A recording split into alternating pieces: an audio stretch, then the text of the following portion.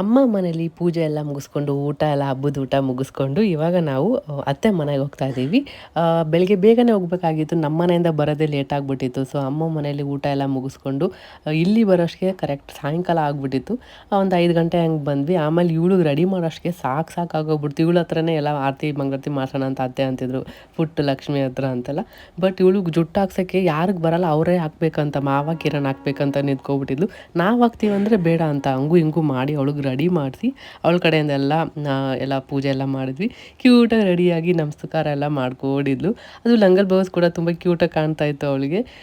Finally 2 ಜುಟ್ಟು ಹಾಕಿದ್ದು ಕಿರಣೇ ಹಾಕಿದ್ದು. ಕೊನೆಗೂ ಯಾರ ಹತ್ರನೂ ಹಾಕ್ಸ್ಕೊಂಡಿಲ್ಲ, ಅವ್ರ ಅಪ್ಪ ಹತ್ರನೇ ಹಾಕ್ಸ್ಕೊಂಡ್ಲು. ಆದಷ್ಟು ಬೇಗ ಗುಂಡು ಓಡಿಸ್ಬೇಕು, ಇಲ್ಲಾಂದರೆ ಇವಳಿಗೆ ರೆಡಿ ಮಾಡೋಷ್ಟಿಗೆ ಸರ್ಕಸ್ ಮಾಡೋಷ್ಟಿಗೆ ಸಾಕಾಗ್ಬಿಟ್ಟಿರುತ್ತೆ. ಸೊ ಅಷ್ಟೇ, ಈ ಥರ ಆಯಿತು ನಮ್ಮ ಮನೆ ವರಮಹಾಲಕ್ಷ್ಮಿ ಹಬ್ಬ. ಸೊ ಅಲ್ಲಿದ್ದ ರಿಟರ್ನ್ ನಮ್ಮ ಮನೆಗೆ ಹೊರಟ್ವಿ. ಈ ವಿಡಿಯೋ ಏನಾದರೂ ನಿಮಗೆ ಸ್ವಲ್ಪನಾದರೂ ಇಷ್ಟ ಆದರೆ ಲೈಕ್ ಮಾಡಿ ಮತ್ತು ಫಾಲೋ